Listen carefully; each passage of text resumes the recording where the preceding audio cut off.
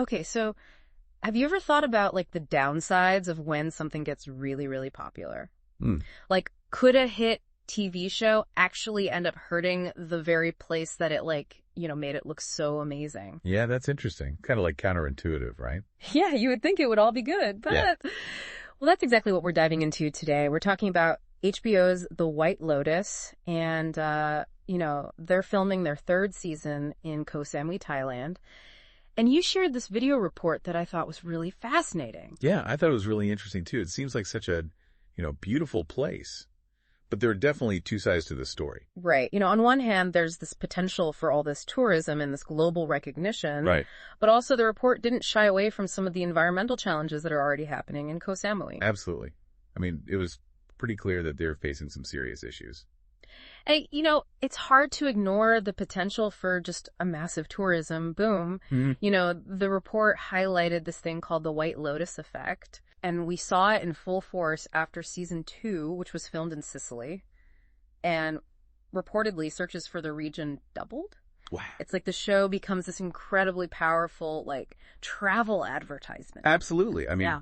After the second season aired, hotels in Sicily were completely booked for months. Yeah. That's a huge impact. Yeah, it's crazy. And so for everyone listening, our mission today is to really understand what happens when a place gets this kind of global attention. Right. On the one hand, there's the exciting potential, for businesses. Yeah. If tourism increases, everybody could see a boost. But on the other hand, we really have to think about what this would do to the island's resources. Can Koh Samui really handle tons and tons of tourists coming in? Yeah, that's the question, isn't it? I mean, it's great to think about all the benefits, but it only really works if the place itself can handle it. Right, exactly. So let's start by looking at the bright side. Yeah. The promise of all this tourism. And the video featured this woman named Sai Charokalasa. She's a front of house manager at a luxury hotel in Koh Samui. And she seemed really optimistic about all this. Yeah, it's interesting what she said. Something like, when the tourism grows, I grow. It just really shows how tourism can impact someone's life. It's a really personal perspective, right? Yeah. And this could have just a ripple effect throughout the entire country. I mean, the report said that tourism in Thailand contributes up to 12% of the country's GDP. Wow. And for those who don't know, GDP stands for Gross Domestic Product, which basically means the total value of goods and services produced in a country in a year. Right. So that's a really big chunk. Yes, it's huge. Yeah. That's probably why the Thai government wants to get 40 million international tourists by 2025. Right. And it seems like they're really hoping that the White Lotus is going to help them do that. For sure. It's a big part of their strategy. Yeah. And the crazy thing is, it seems to be working already. The report said that since they announced that they're filming in Koh Samui, there's been a 30 to 40% increase in inquiries about visiting Thailand. Wow. It's a lot, even before the shows come out. It's incredible how much influence a show like this can have. And it's not totally by accident. The report said that the Thai government actually offered HBO $4 million to film there.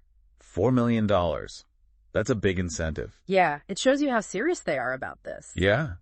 And it's not just about the tourists coming. The report said that in 2023, film productions brought in a record $190 million for Thailand.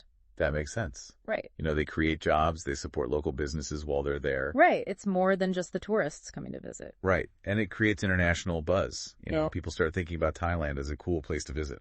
Yeah. So there's the upside. Yeah.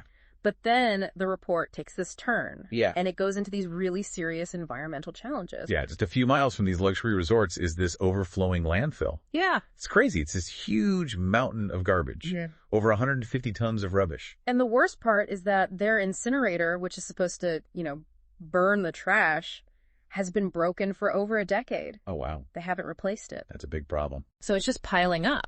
It's not a good look for a place that wants to attract tourists. Right. Especially when you're trying to, sell this image of paradise. Yeah, exactly. And it's not just about how it looks or smells either. The report interviewed this woman named Samaporn Bunza, who lives about 1 kilometer away from the landfill. Wow. And she was saying that, the smell is constant, it's terrible, and the wastewater from the landfill is polluting the local canal. That's awful. Yeah, it's affecting her life every single day. She has to buy water filters and bottled water just to have clean water. It's a health hazard, too. Yeah, and I mean, you can't really blame people for not wanting to visit if this is the situation. Right. Who wants to go on vacation next to a giant pile of garbage? Exactly. Yeah. And it's not just the landfill. the video also highlighted a huge problem with water. Oh, right.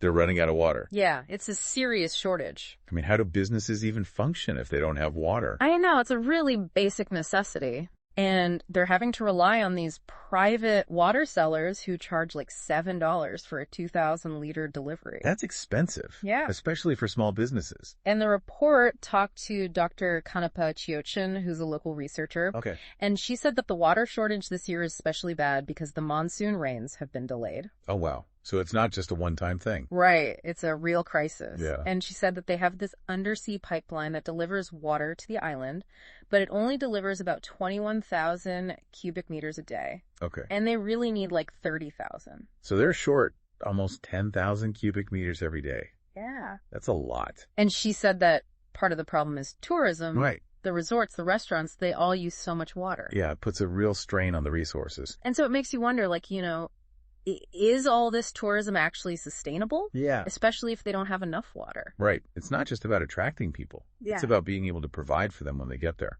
And it reminded me of this movie, The Beach. Have you seen it? Oh, yeah, with Leonardo DiCaprio. Yeah, they filmed it at Maya Bay on Phi Lake. I've heard of that. It's like this beautiful little bay. Yeah. But after the movie came out, millions of tourists went there. Oh, wow. And it totally overwhelmed the ecosystem. Really? Yeah, the video showed these pictures of the beach just packed with people. I can imagine. That must have been chaos. It was. And it got so bad that they actually had to close Maya Bay in 2018. Wow, they had to shut it down completely. To let the ecosystem recover, and it didn't reopen until 2022. That's a long time. Yeah, and they have strict limits now on how many people can visit each day.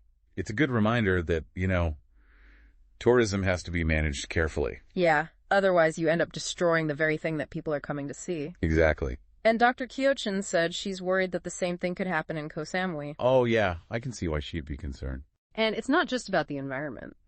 The report talked to a lot of locals.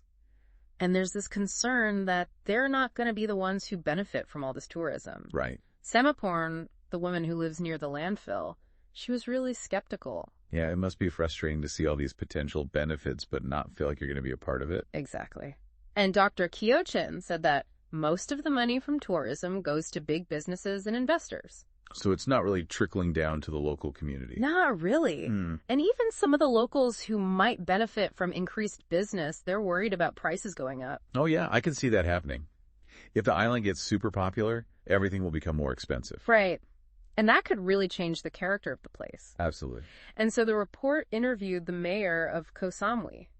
Oh, wow. And I was really surprised by what he said. He basically admitted that the island is not ready for a huge increase in tourism. That's pretty honest of him. Yeah, he said they need better infrastructure. Right. But he did talk about some future plans. Okay, like what? They want to expand the airport and build a new water pipeline. Okay. And fix the incinerator, of course. Those are good things. But he didn't say when any of this would happen. Oh, wow. So it's all just talk for now. Yeah, and one of the locals in the video said something that I thought was really powerful. What was that? He said, "All we want are basic necessities, road safety lights, electricity, and enough water for our businesses." Yeah. It doesn't seem like too much to ask for. No, it doesn't. So, we've talked about the potential benefits of this White Lotus effect, but we also have to acknowledge the risks. Absolutely. It's not a simple situation. No, it's not. And I think for anyone listening who's involved in a small business, Yeah. it's important to remember that the success of your business depends on the health of the community around you. For sure. If the environment is suffering, your business will suffer too. Exactly. And if the local community isn't thriving, then, it's not a sustainable model. Yeah. So I think the big question is, how can a place like Koh Samui find this balance between attracting all these tourists and all this money, Yeah. but also protecting the environment and the people who live there? Right. It's a tricky situation. And it's not just about the government. It's about businesses too. Yeah. What role can businesses play in ensuring a sustainable future? Something to think about. Definitely. Thanks for joining us for this deep dive. It's a lot to consider. It is. It's a really interesting topic. And I hope it gives everyone something to think about. I hope so too. Thanks for listening. See ya.